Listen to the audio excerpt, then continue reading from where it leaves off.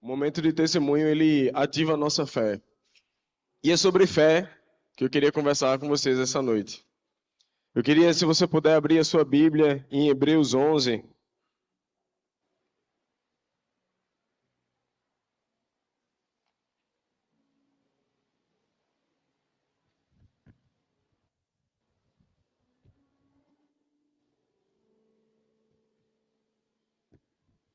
Vamos ler a partir do versículo 1 até o versículo 6. Você pode ficar de pé no seu lugar? Pegue sua Bíblia física no celular, da maneira que você tem. Hebreus capítulo 11, versículo 1. Ora, a fé é a certeza daquilo que esperamos e a prova das coisas que não vemos. Pois foi por meio dela que os antigos receberam bom testemunho. Pela fé entendemos que o universo foi formado pela palavra de Deus, de modo que aquilo que se vê não foi feito do que é visível. Pela fé, Abel ofereceu a Deus um sacrifício superior ao de Caim. Pela fé, ele foi reconhecido como justo, quando Deus aprovou as suas ofertas. Embora esteja morto, por meio da fé ainda fala. Pela fé, Enoque foi arrebatado, de modo que não experimentou a morte, e já não foi encontrado porque Deus o havia arrebatado. Pois antes de ser arrebatado, recebeu testemunho de que tinha agradado a Deus. Sem fé, é impossível agradar a Deus, pois quem dele se aproxima precisa crer que ele existe e que ele recompensa aqueles que o buscam. Senhor, te agradecemos pela tua palavra. Que o nosso coração esteja aberto, Senhor, como um solo fértil à tua semente. Que a gente saia daqui gerando frutos, frutos que permaneçam, Senhor. Frutos que sejam frutos de verdade em nossa vida. Que a tua palavra nos lave, nos sonde, nos transforme nessa noite. Que toda a nossa atenção, a nossa mente esteja voltada para o Senhor. Em nome de Jesus, Pai. Amém. Você pode sentar?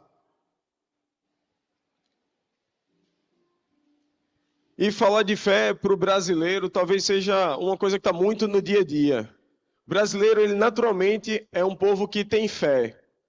Às vezes não sabe nem no que ele está tendo fé. Mas quem nunca escutou a expressão do vamos fazer uma fezinha? Brasileiro, ele tem isso, né? Não, vamos fazer, vai dar certo. Tem fé. Né? Fé em quê? Não sei não, mas tem fé. O negócio é ter fé. O brasileiro, ele é muito assim. Mas a Bíblia, ela fala pra gente o que é ter fé. E se a gente é cristão, a gente fala que segue a Bíblia, segue o Senhor, e a gente vive por uma fé, a gente tem que saber qual é a nossa fé. Na verdade, a gente tem que saber qual é a verdadeira fé. E Hebreus, ele fala disso. Só que a Bíblia, quando a gente começa a ler a Bíblia, ela não é feita de pedaços, mas os autores eles vão construindo naturalmente um raciocínio até chegar sobre o assunto que ele quer falar. Então, para falar de Hebreus 11, de fé, nos capítulos anteriores ele vai construindo uma linha de raciocínio e eu queria revisar com vocês um pouco do capítulo 10, porque vai fazer parte do que a gente vai entender. No capítulo 10, o autor ele fala, no versículo 12, Jesus, porém, tendo oferecido para sempre um único sacrifício pelos pecados, assentou-se à direita de Deus. Então, no capítulo 10, ele fala 3 tópicos que eu queria abordar com vocês, antes da gente entrar na definição propriamente do que é fé. O autor fala que o sacrifício de Cristo foi único e suficiente pelos nossos pecados. Veja, quando Adão pecou, a gente ficou distanciado de Deus. Era necessário que o sacerdote se apresentasse todo ano para fazer o sacrifício diante do povo pelos pecados, certo? Todo mundo lembra disso. Só que o sacrifício do animal ele não era suficiente para pagar o preço do pecado. Era necessário que fosse o sacrifício de um inocente, de um puro. Para resumir, Jesus foi o sacrifício suficiente para pagar o meu preço e o seu preço. E ele foi único. Hoje não é mais necessário todo ano a gente apresentar um sacrifício diante de Deus. Cristo, ele foi o único e suficiente sacrifício. A ofensa foi tão grande do nosso pecado. A gente precisa entender disso. Porque hoje, em especial, é noite de ceia. A gente precisa entender a nossa participação na ceia. Quando a gente fala do sacrifício de Cristo, do corpo rasgado, do sangue derramado, a ofensa do pecado foi tão grande que só um sacrifício puro e santo poderia pagar a ofensa. E aí você fala, mas era o preço de morte. E se eu morresse, eu não pagava o meu pecado? Não, porque ninguém aqui é inocente. A morte de ninguém aqui pagaria o preço. Precisava da morte de um inocente. E o inocente foi Cristo.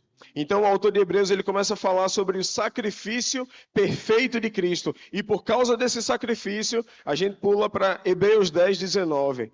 Portanto, meus irmãos, tendo ousadia para entrar no santuário pelo sangue de Cristo, pelo novo e vivo caminho que ele nos abriu por meio do véu, isto é, pela sua carne, e tendo um grande sacerdote sobre a casa de Deus, aproximemo-nos com um coração sincero, em plena certeza de fé, tendo o coração purificado da má consciência e o corpo lavado com água pura. Guardemos firme a confissão da esperança, sem vacilar. Guarde isso no seu coração, pois quem fez a promessa é fiel. Então o autor ele começa a falar que Cristo ele fez o sacrifício que a gente não poderia fazer. Ele abriu um novo e vivo caminho. Então, o pecado de Adão, ele quebrou o caminho, o acesso que nós tínhamos a Deus. Mas Cristo, ele vem, ele morre em nosso lugar e ele abre de novo um novo e vivo caminho. Ele abre o acesso. E aí o autor fala, você pode entrar confiante. Só que o confiante aqui é importante a gente saber que não é confiante porque a gente merece. Sabe quando, eu dei até esse exemplo hoje de manhã, sabe quando você é convidado para uma festa muito grande, só que você foi convidado pelo amigo que está dando, o amigo do amigo que está dando a festa. Você não foi o convidado direto, você vai com alguém. Então você chega na festa lá meio assim, pelos cantos, né? Eu estou aqui porque me chamaram, eu sou amigo do amigo ali e tal, mas você está confiante. Porque alguém te chamou, alguém que conhece o dono da festa, te chamou e disse, não, vamos lá. Se a gente confia em um outro ser humano, em um amigo, seja lá quem for, para entrar numa festa, muito mais a gente confia em Cristo, porque é Ele que tem nos chamado à presença do Pai. Então a gente pode entrar hoje confiante diante de Deus, não porque a gente merece, não porque a gente é bom, mas porque quem abriu o caminho é fiel, foi Cristo.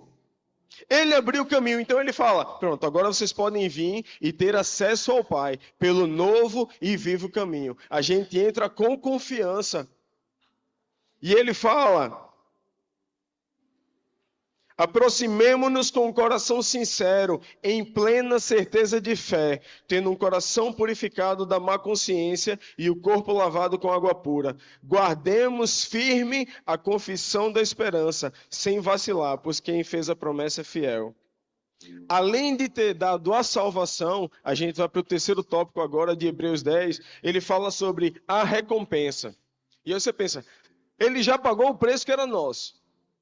O castigo que nos traz a paz estava sobre ele, era o nosso castigo. Ele já pagou o nosso preço, ele já abriu de novo o nosso acesso ao Pai, mas ainda resta uma recompensa. Em Hebreus 10, 36, ele fala, vocês precisam perseverar, para que, havendo feito a vontade de Deus, alcancem a promessa. Porque ainda dentro de pouco tempo, aquele que vem virá e não irá demorar, mas o meu justo viverá pela fé. E se retroceder, dele a minha alma não se agradará. Nós, porém, não somos dos que retrocedem para a perdição, mas somos da fé para a perseverança da alma. E aí você vê que o autor está falando muito perseverar em fé, guardar em fé, e ele chama muito a atenção sobre a fé. E a partir disso, ele começa o capítulo 11. Mas o que é fé? Eu passo a noite aqui falando para vocês. Vamos guardar a nossa esperança em Cristo através da fé. Somos da fé, somos o povo da fé, nós temos fé, fé, fé. Mas se eu não te dou a definição de fé, você vai seguir aquilo que é ensinado aí fora, ou você vai criar um tipo de fé. Para evitar isso, o autor ele nos conduz à definição de fé. E é importante que a gente entenda. A gente vive por uma verdade. A gente vive por um evangelho. A gente vive por uma boa nova. Você está disposto a entregar a sua vida pela mensagem da cruz. Mas se a gente tem uma definição errada de fé, a gente pode viver toda uma vida sem agradar o Senhor. É necessário que a gente entenda, porque fé não é uma definição que eu ou você vai criar. Não é uma experiência. Ah, eu tenho fé porque eu experimentei. Fé não é uma experiência. Fé, ela está definida na Bíblia. E para entrar nessa definição agora, eu queria voltar a Hebreus 11, no versículo 1. Ora, a fé é a certeza de coisas que se esperam e a convicção de fatos que não se veem. Para a gente melhorar o nosso entendimento de fé, eu queria dizer o que não é fé. Fé não é palavra positiva.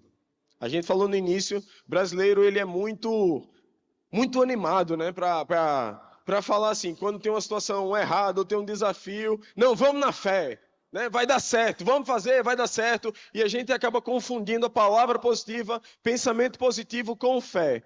Isso não é fé. Fé também não é se lançar no escuro.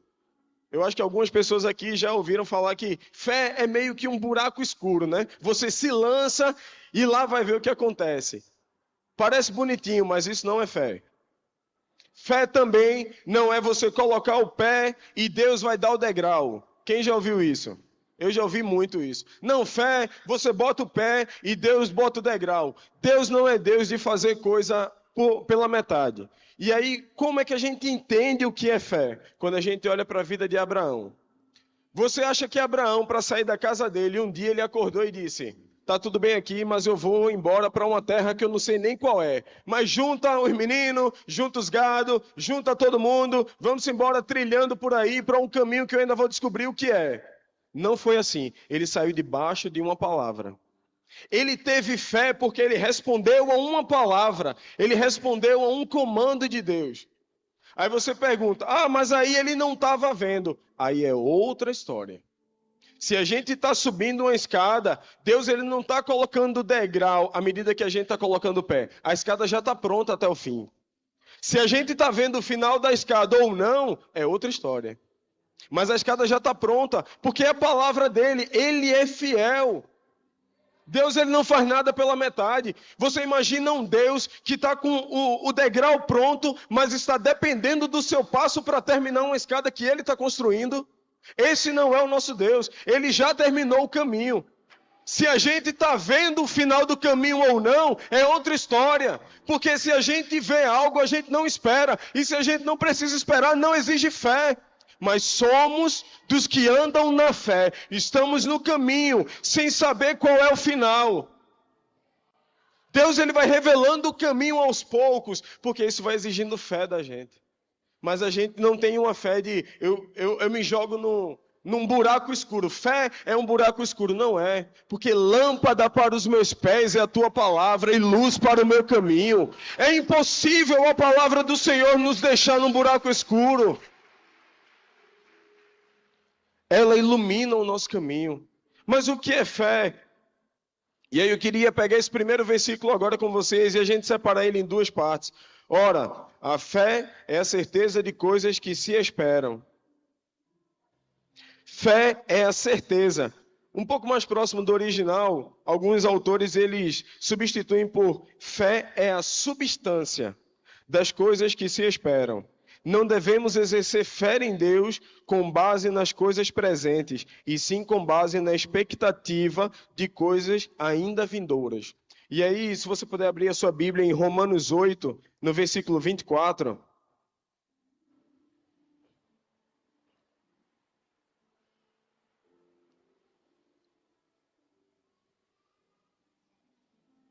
Paulo está falando aos romanos, porque na esperança fomos salvos. Ora, esperança que se vê não é esperança.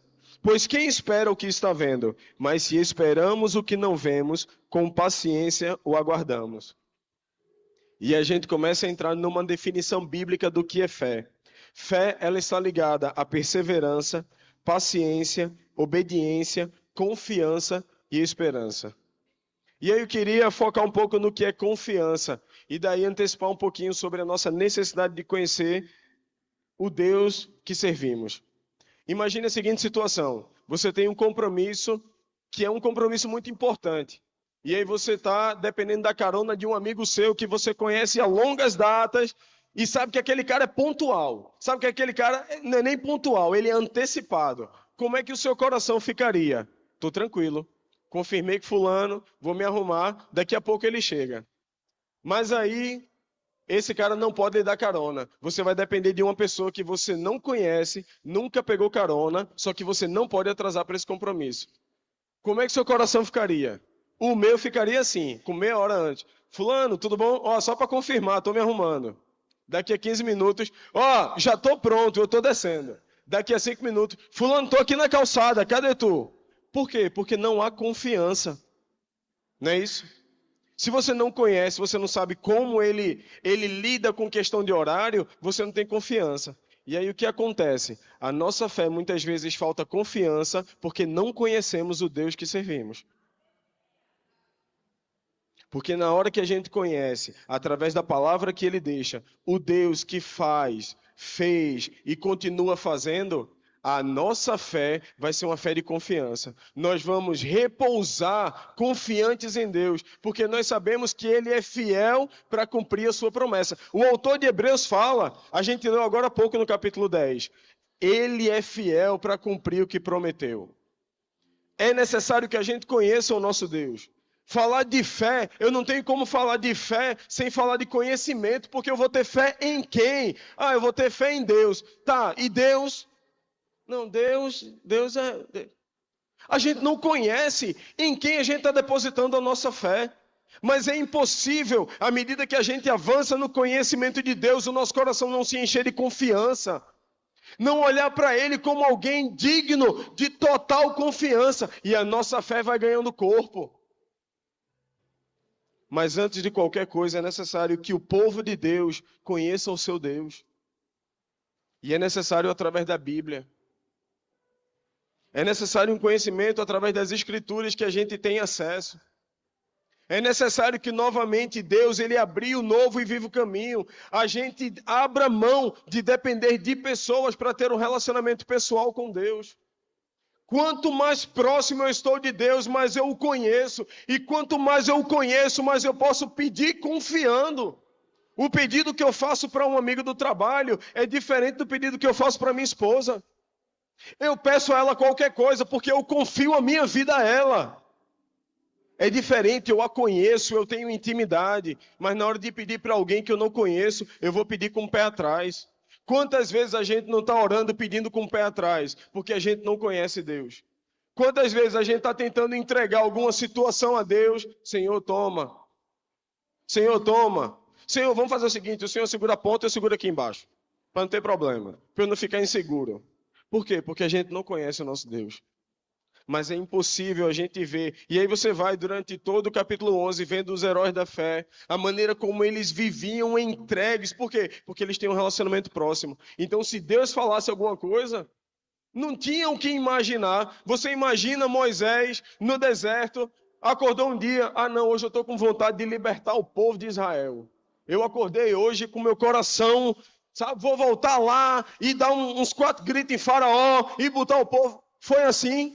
Não, ele estava lá, estava confortável para ele, mas por causa de uma palavra, ele foi debaixo da palavra, ele teve fé, porque ele teve a palavra. Quando Pedro estava no barco, os discípulos sendo açoitados pela tempestade, o que eu paro para imaginar dessa cena é, você imagina, pescador com medo de mar, imagina o nível da tempestade que era.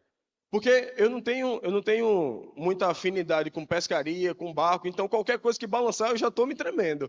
Mas os caras viviam disso no fundo do mar. Você imagina eles com medo da tempestade. Então o negócio não tava fácil. E aí quando Jesus aparece, é um fantasma, não, sou Cristo, tal. Se é Jesus, eu vou andando sobre as águas. Foi isso que Pedro fez? Não. O que foi que ele disse? Se é Cristo, me mande até aí. Ele teve fé para andar sobre a palavra de Cristo. Então, fé não é uma iniciativa que a gente tem para que Deus venha atrás, arrumando o nosso problema para fazer dar certo. Fé é Ele liberar a palavra e a gente andar sobre a palavra que Ele liberou. Isso é fé. Isso é fé. E a gente precisa aprender. E o autor de Hebreus, ele fala isso. Fé das coisas que se esperam. O que é que a gente espera?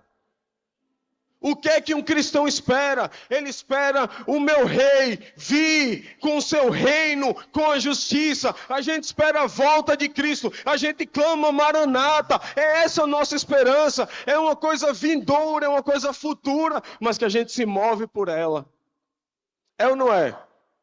A gente se move pela expectativa de ver o que João viu, a Nova Jerusalém descendo dos céus, e Deus vindo habitar no meio do povo, e o sol ele vai se apagar, ele vai se calar, porque não é necessário mais a luz deles. O Senhor vai ser a nossa luz, Ele vai ser o nosso sol. Essa é a nossa esperança, essa é a nossa expectativa.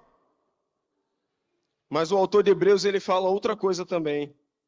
Ele fala que a fé é a convicção de fatos que não se veem. Ela é o meio de provar ou testar realidades invisíveis, como a existência de Deus, sua fidelidade à palavra e o controle sobre o nosso mundo.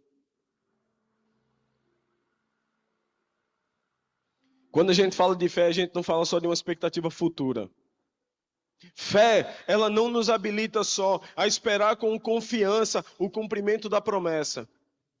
E olhe que para a gente é muito mais fácil, porque a gente já conhece o final da história e sabe que ele já venceu, né? Esperar assim é fácil. A gente não está na dúvida. Deus, ele não está numa disputa de poder. Ele não está disputando com o diabo o domínio do mundo. Ele continua no trono dele, governando tudo. Só para tranquilizar o seu coração. Tá? Deus, ele não está disputando com ninguém, ele não está num ringue com ninguém, ele não está brigando com ninguém. Deus, ele continua soberano, sentado no trono, governando tudo, só esperando a história se cumprir do jeito que ele quer. Amém? A gente já conhece, mas o autor de Hebreus fala que a fé nos habilita a ter a convicção de coisas que não se veem. Então, por meio da fé, a gente pode ter certeza que Deus existe. Por meio da fé, a gente pode ter certeza que Ele é fiel. Quantas coisas o Senhor nos prometeu e Ele já cumpriu em nossas vidas. A gente pode experimentar isso por causa da fé. Ter a certeza hoje que a gente está aqui na igreja buscando a Deus, um Deus que a gente não consegue ver. Quem nos habilita a fazer isso é a fé. Ela nos habilita a ter a expectativa do porvir, mas ela também nos habilita a ter a certeza de coisas que não vemos. O controle de Deus sobre tudo, do quanto Ele é bom, apesar das situações ao nosso redor, do quanto Ele é bom, apesar da realidade ao nosso redor. É a fé que nos ajuda a ter a certeza e a provar. O que o salmista fala, provai e vede que o Senhor é bom. Depois que a gente prova alguma coisa, a opinião de outra pessoa você pode até levar em consideração, dependendo de quem seja. Mas a sua opinião está formada e não muda. Quando alguém está te dando a opinião sobre uma comida, por exemplo. Não, vai em tal restaurante porque é muito bom. Eu fui e tal. Aí você vai na expectativa, você vai de coração aberto porque alguém te indicou. E aí você tem a expectativa natural de vai ser uma refeição boa. Mas depois que você come, você experimenta e alguém chega para você e fala, bicho, eu fui naquele restaurante, é horrível. O que é que você fala? Tá maluco, teu paladar é doido. Eu fui lá e foi uma delícia. É ou não é? Por que a gente fala isso? Porque a gente provou, a gente tem a certeza. Não é mais alguém falando para a gente. Quando a gente prova a bondade do Senhor, alguém pode chegar para você e Deus não existe, Deus não é bom. Mas a gente pode dizer, sim, Deus é bom. Eu provei e vi. Eu experimentei da bondade do Senhor. Eu experimentei. Quando o Senhor guardou a minha mãe o ano passado, minha esposa perdeu o pai dela já tem, acho que 10 anos ou mais. E ela sempre falava dessa dor, do luto, e eu nunca tinha perdido ninguém tão próximo. E para mim era assim, eu entendia de uma forma racional quando ela falava. Eu entendia a dor, eu conseguia imaginar, mas eu nunca tinha experimentado. E mais profundo que isso é a maneira como ela falava que o Espírito Santo ele consola. Só que isso ela falava. Isso ela falava. Quando o Senhor guardou a minha mãe, eu senti a pior dor que eu senti na minha vida. Foi a pior dor. Eu cheguei num lugar que eu achei que não iria sair daquela dor. Eu não iria sair. Mas eu pude provar a doce ação do Espírito Santo. Eu pude provar o consolo do Espírito Santo. E aí quando eu falo hoje para alguém, quando alguém compartilha que perdeu um parente, quando eu falo, Deus te abençoe e o Espírito Santo te console. Ah, velho. Isso sai diferente do meu coração. Porque hoje não é mais alguém falando, o Espírito Santo consola, acredite nisso. Eu experimentei, eu provei e vi que Ele consola. Então quando eu falo hoje para alguém, eu sei que é verdade. Mas eu sei que é verdade por meio da fé, porque é algo que eu não consigo mensurar para você. Mas a fé, ela nos habilita a ter a certeza de coisas que não vemos. Mas por meio da fé, eu fui consolado pelo Espírito Santo. Eu queria ler um texto de João Calvino, que ele fala sobre fé. O Espírito de Deus nos mostra as coisas ocultas, cujo conhecimento não pode atingir nossos sentidos. A vida eterna nos é prometida, todavia ela é prometida aos mortos. Somos informados sobre a ressurreição dos bem-aventurados, mas entre mentes vivemos envolvidos em corrupção. Somos informados de que somos justos, todavia o pecado habita em nós. Ouvimos que somos bem-aventurados, mas entre mentes somos subjugados por inaudita miséria. Nos é prometida abundância de tudo que é bom, mas na maior parte das nossas vidas enfrentamos fome e sede. Deus proclama que virá nos buscar imediatamente, mas parece ser surdo ao nosso clamor. O que seria de nós se não fôssemos sustentados por nossa esperança? E quanto de nossos pensamentos não emergem acima da escuridão e pairam acima do mundo, sustentados pela luz da palavra de Deus e do seu Espírito? Portanto, a fé é com justa razão chamada a substância das coisas que são ainda objeto de esperança e a evidência das coisas ainda ocultas. João Calvino ele chama a gente a essa realidade de é só por meio da fé. E daí ela é a substância, ela é o firme fundamento, ela é algo sólido, é algo que nos mantém firme. Por quê? Se você lê o Sermão do Monte, as bem-aventuranças, bem-aventurados mansos, porque eles herdarão a terra. Quando aí fora você ser manso, é você ser babaca. Quando aí fora você ser manso, você vai ser passado para trás. Quando aí fora o mundo e o sistema falam, você não pode ser manso, você tem que chegar chegando. Se alguém gritar, não fica calado não, dê um grito maior por cima. Se alguém der uma tapa, dê um morro. Todo mundo tem que lhe respeitar. A gente ouve isso. No mercado de trabalho, então, misericórdia, é o que a gente só ouve. O pessoal tem que lhe respeitar. Não tem esse negócio de ser bonzinho, não. Bonzinho só se ferra. E aí está Jesus falando, bem-aventurados os mansos, porque eles herdarão a terra. Se não é por meio da fé, como é que isso vai fazer sentido?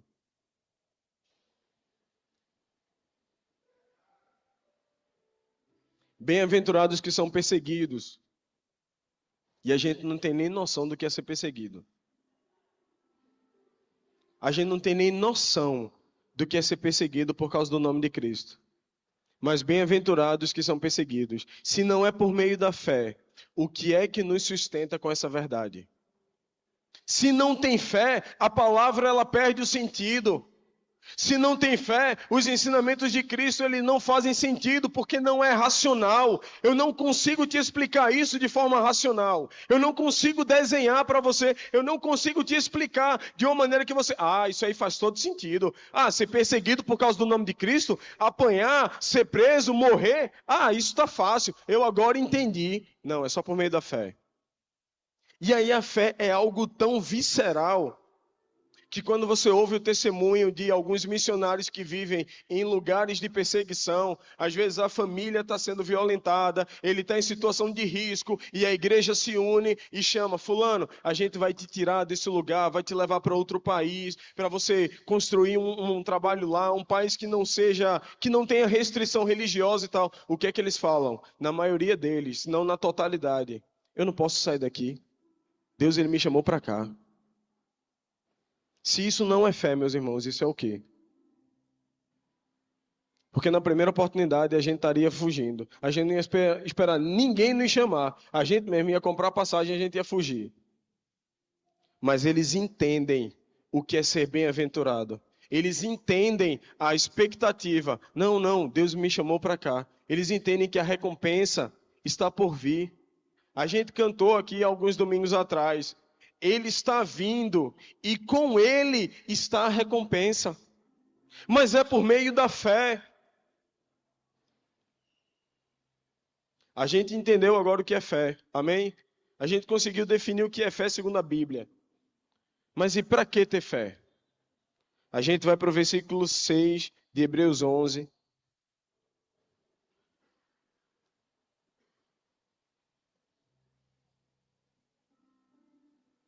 De fato, sem fé é impossível agradar a Deus. Porque é necessário que aquele que se aproxima de Deus creia que Ele existe e que recompensa os que o buscam. Essa primeira parte do versículo a gente já leu muito. Sem fé é impossível agradar a Deus. Eu acho que todo mundo já ouviu essa parte. Mas o autor, ele dá a justificativa, porque é necessário que aquele que se aproxime de Deus creia que Ele existe e que recompensa o que o busca. A fé, ela nos habilita a crer que Deus existe. O que acontece hoje nas religiões e no mundo? A gente tem uma noção de divindade. Às vezes as pessoas creem num nível superior, numa divindade, em algo espiritual. Mas é necessário que a gente creia no Deus genuíno. É necessário que a gente creia no Deus de verdade. E só através da fé a gente pode se chegar a Deus. Por quê? Porque sabendo que a gente se chega a Ele, Ele recompensa aqueles que o buscam. Mas se a gente chega diante do Senhor sem fé, primeiro, como a gente vai chegar diante de alguém que a gente não acredita? Como é que a gente vai agradar a Deus se a gente não acredita que Ele existe? Se não há fé no nosso coração, se a gente não lê a palavra, se a gente não conhece quem Ele é, se a gente não conhece o que Ele faz, como vamos nos chegar e pedir algo a um Deus que a gente não conhece? E aí eu volto ao que eu falei no início. Sem fé, a gente pode viver toda uma vida religiosa, mas que não agrada a Deus. É necessário que a gente tenha fé, porque sem fé é impossível agradar a Deus. Mas impossível agradar porque, primeiro, para eu chegar diante de Deus, eu preciso acreditar que Ele existe. E segundo, Ele recompensa os que o buscam. Você não veio aqui essa noite por causa da estrutura. Você não veio essa noite aqui porque é uma programação. Você não veio essa noite aqui para ouvir alguém falar para você. Você veio buscar a Deus porque alguma coisa aí dentro lhe dá a certeza de que Ele recompensa aqueles que o buscam. Isso é fé.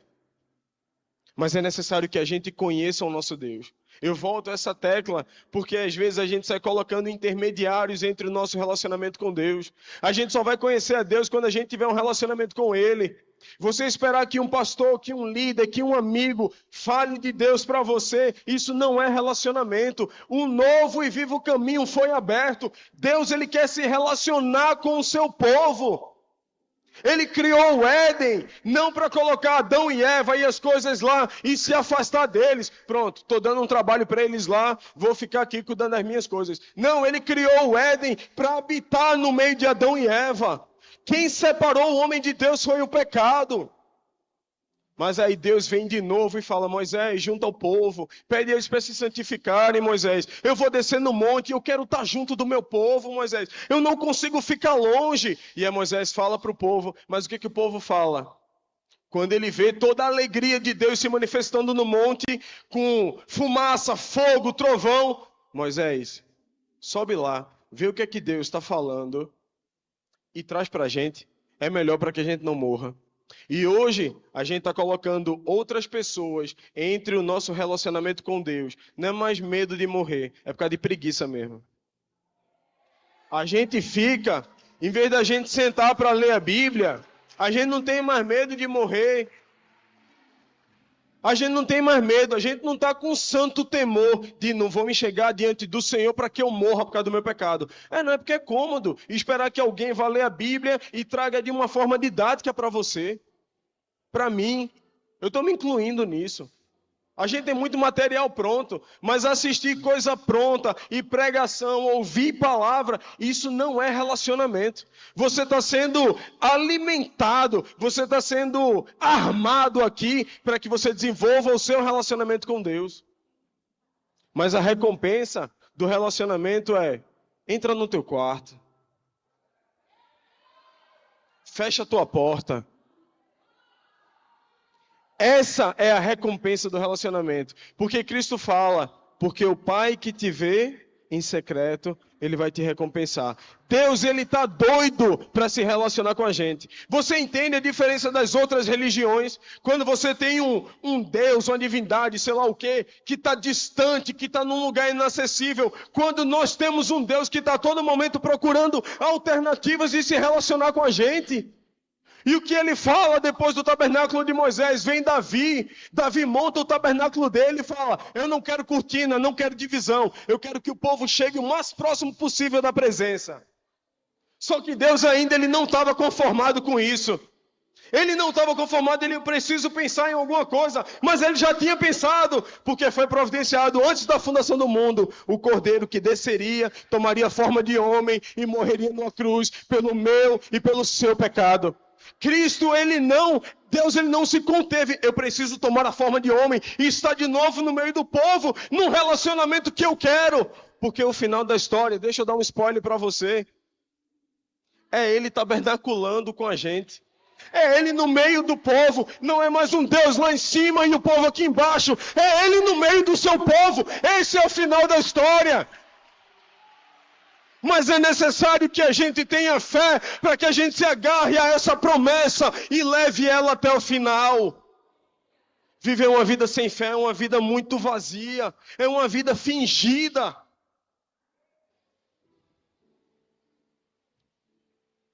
Nós podemos descansar nele porque ele é o nosso libertador e o nosso salvador. E eu queria falar agora de 2 relatos de pessoas com grande fé. Se você puder abrir a sua Bíblia em Lucas 7, a gente vai ler do versículo 1 ao 10.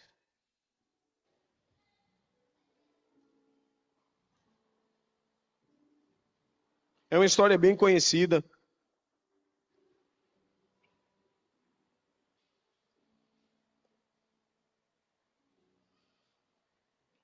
Lucas 7, do versículo 1 ao 10. Tendo terminado de dizer tudo isso ao povo, Jesus entrou em Cafarnaum. Ali estava o servo de um centurião, doente quase à morte, a quem o seu senhor estimava muito. Ele ouviu falar de Jesus e enviou-lhe alguns dos líderes religiosos dos judeus, pedindo-lhe que fosse curar o seu servo. Chegando-se a Jesus, suplicaram com insistência: este homem merece que lhe faça isso, porque ama a nossa nação e construiu a nossa sinagoga. Jesus foi com eles.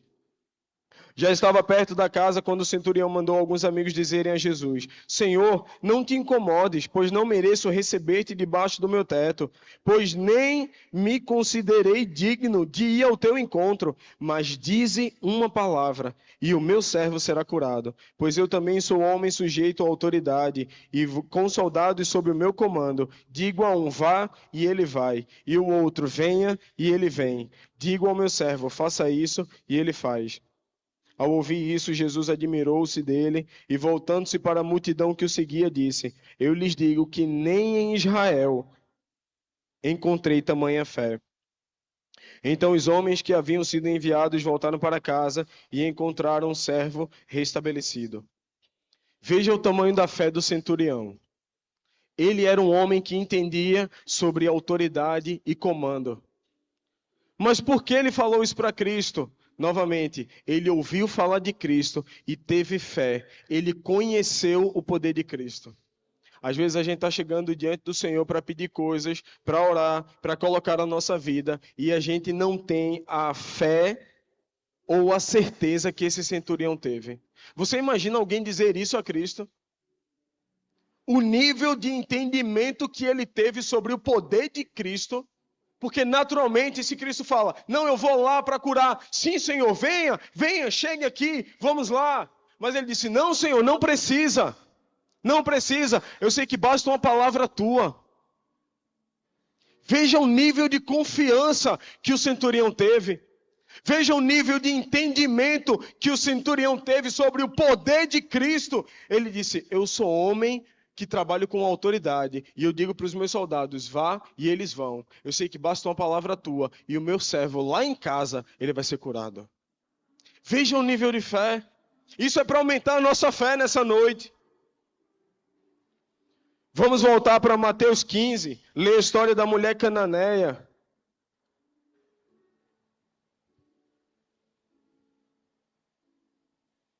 Mateus 15, no versículo 21 ao 28. Saindo daquele lugar, Jesus retirou-se para a região de Tiro e de Sidom. Uma mulher cananeia, natural dali, veio a ele gritando, Senhor, filho de Davi, tem misericórdia de mim. Minha filha está endemoniada e está sofrendo muito. Mas Jesus não lhe respondeu palavra. Então seus discípulos se aproximaram dele e pediram, mande-a embora, pois vem gritando atrás de nós. Ele respondeu, eu fui enviado apenas às ovelhas perdidas de Israel. A mulher veio, adorou de joelhos e disse, Senhor, ajuda-me. Ele respondeu, não é certo tirar o pão dos filhos e lançá-lo aos cachorrinhos. Disse ela, porém, sim, Senhor, mas até os cachorrinhos comem das migalhas que caem da mesa dos seus donos. Jesus respondeu, mulher, grande é a sua fé, seja conforme você deseja. E naquele mesmo instante, a sua filha foi curada.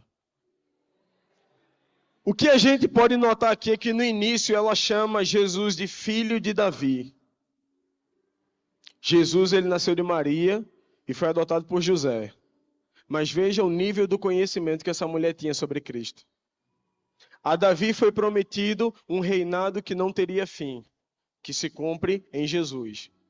Amém? Ela não chegou testando mais uma vez.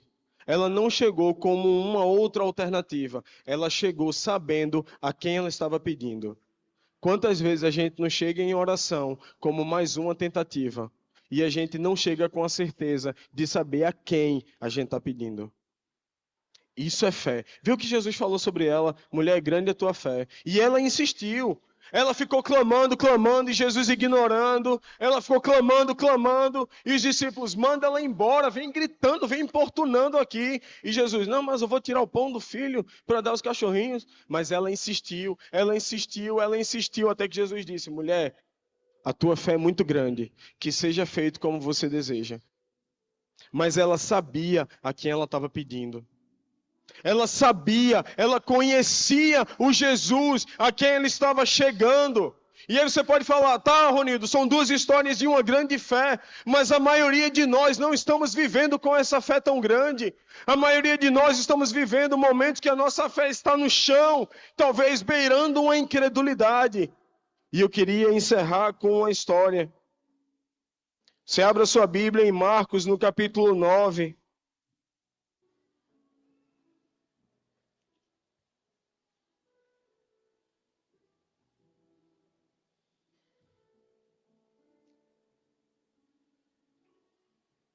Marcos, no capítulo 9, a partir do versículo 14.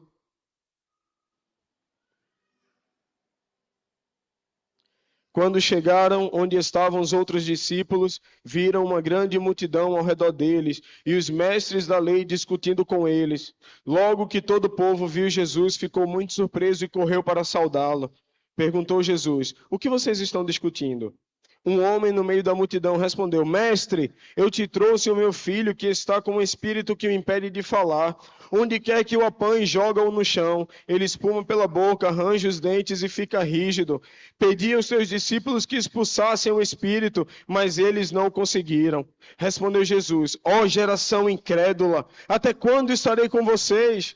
Até quando terei que suportá-los? Tragam-me o menino. Então eles o trouxeram. Quando o espírito viu Jesus, imediatamente causou uma convulsão no menino. Este caiu no chão e começou a rolar, espumando pela boca. Jesus perguntou ao pai do menino: há quanto tempo ele está assim? Desde a infância, respondeu ele. Muitas vezes esse espírito tem lançado no fogo e na água para matá-lo, mas não se pode fazer alguma coisa. Mas se podes fazer alguma coisa, tem compaixão de nós e ajuda-nos. Se podes, disse Jesus, tudo é possível àquele que crê.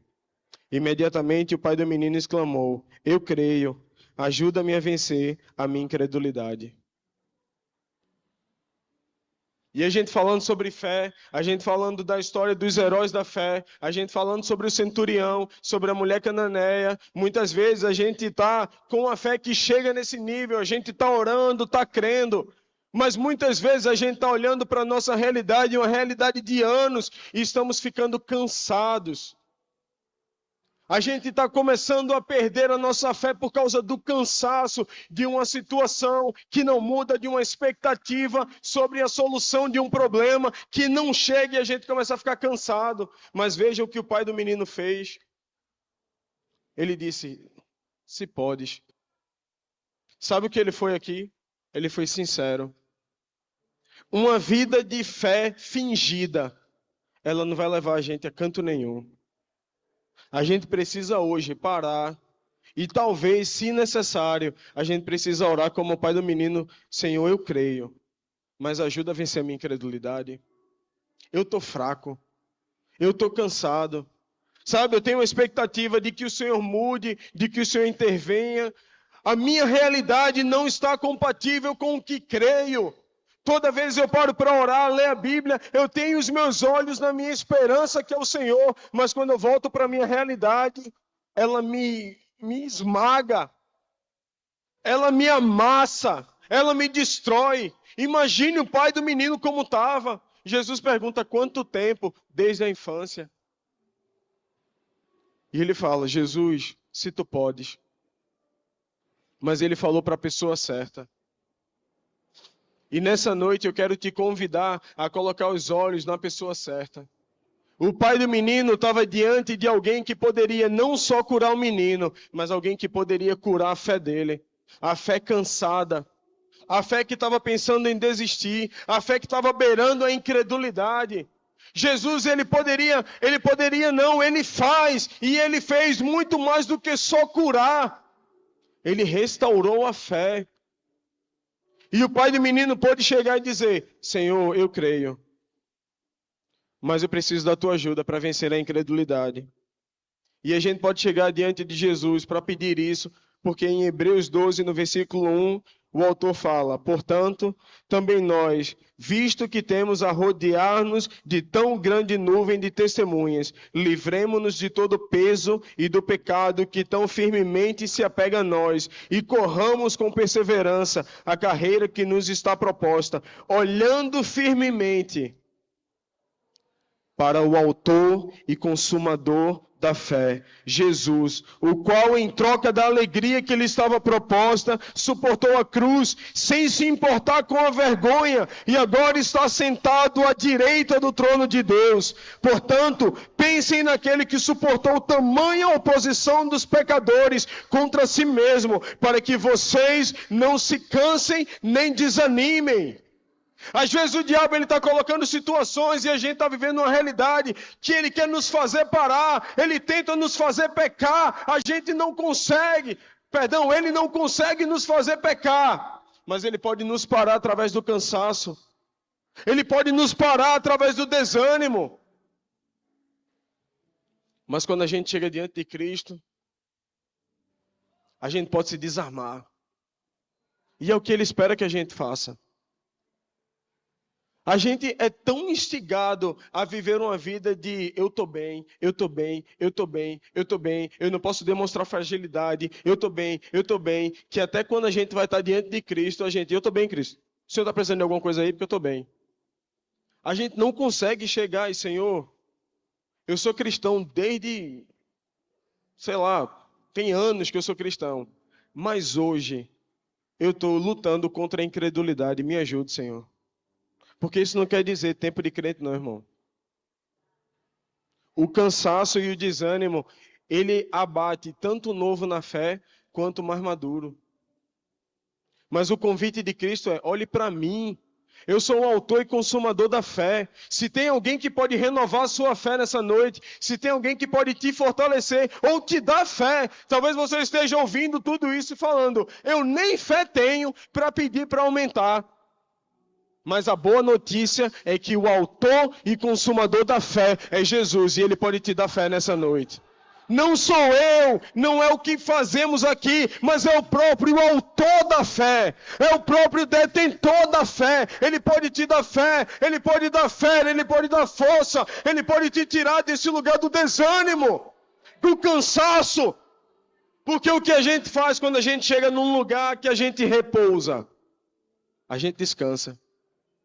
Quando a gente repousa em algum lugar, quando a gente chega na nossa cama, numa rede, para quem gosta, né? O que é que a gente faz?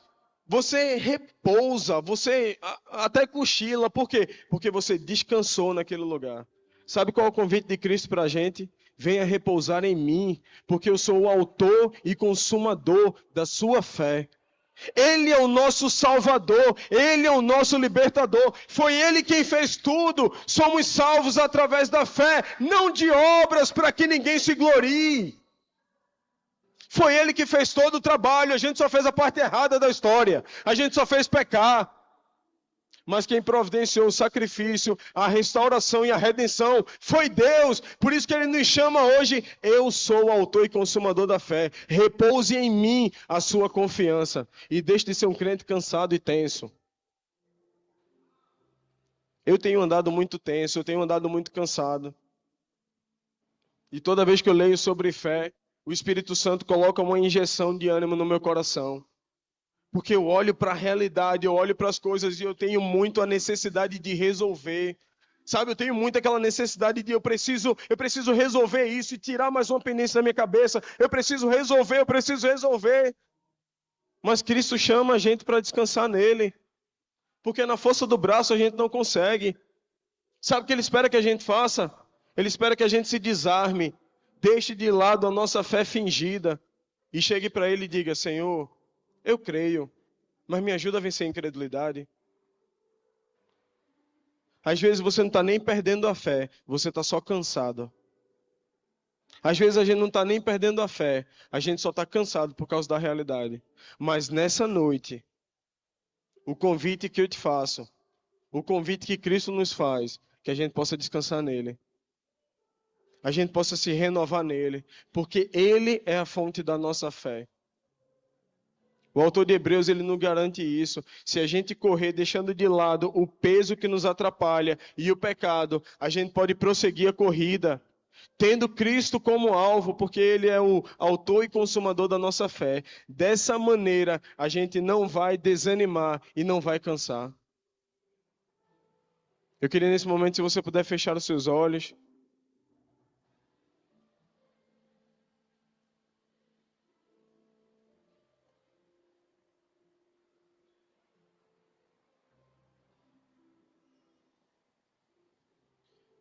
E eu queria convidar, o autor de Hebreus também fala, em uma das advertências dele ao seu público, ele fala, não deixem de congregar. Eu acredito no fortalecimento do nosso relacionamento pessoal com Cristo, mas eu acredito também que quando a gente congrega, a gente pode fortalecer uns aos outros. E eu queria convidar nessa noite, se você tem passado por um momento de uma fé cansada, se você tem passado por um momento de desânimo, se você tem passado por um momento onde você olha a sua fé indo embora entre os seus dedos e você precisa que o Senhor renove a sua fé e te fortaleça, eu queria te convidar a vir aqui na frente. Queremos orar por você. Se você tem passado por um momento de cansaço espiritual, talvez você olhe para a sua vida e, meu Deus, eu estou tão cansado, eu só preciso de um renovo, eu só preciso que os meus olhos se voltem novamente para o Senhor. Eu queria te convidar a vir aqui na frente, porque eu acredito no poder da congregação. Quando estamos congregando, o Espírito está habitando em nosso meio e podemos ser renovados em Cristo, tendo a nossa fé renovada nele. Ele é a nossa fonte.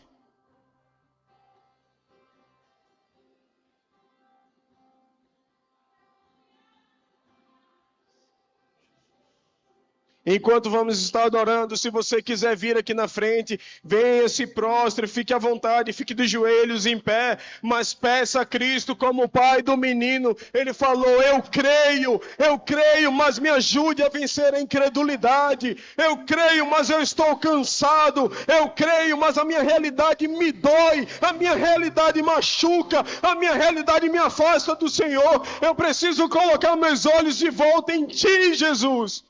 E nessa noite Ele pode levar de novo o nosso olhar para Ele. E nessa noite Ele pode levar de novo o nosso olhar para Ele.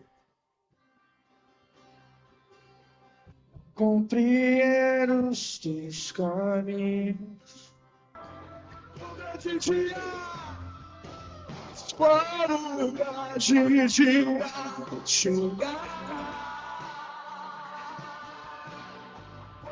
O grande dia chega e ele vem. O grande dia chega. Eu cantarei, eu cantarei, eu cantarei. Jesus, valeu a pena. Senhor, valeu a pena. Senhor, valeu a pena.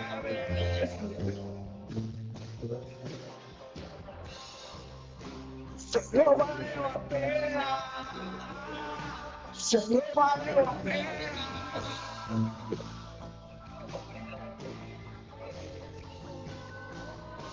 Eu posso ver a luz que está vindo ao coração que espera. E abre ao fim os problemas, mas até esse dia chegar, te louvarei. Te louvarei.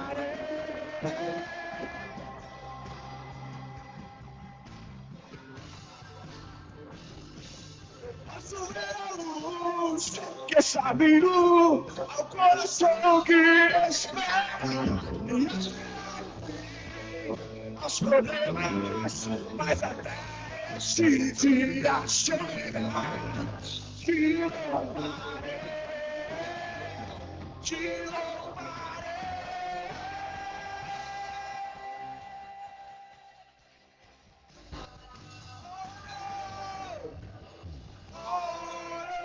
Nunca me deixou.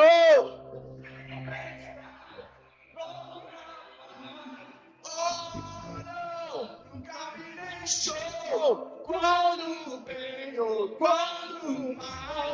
Oh, não, nunca me deixou. Oh, Senhor, nunca me deixou.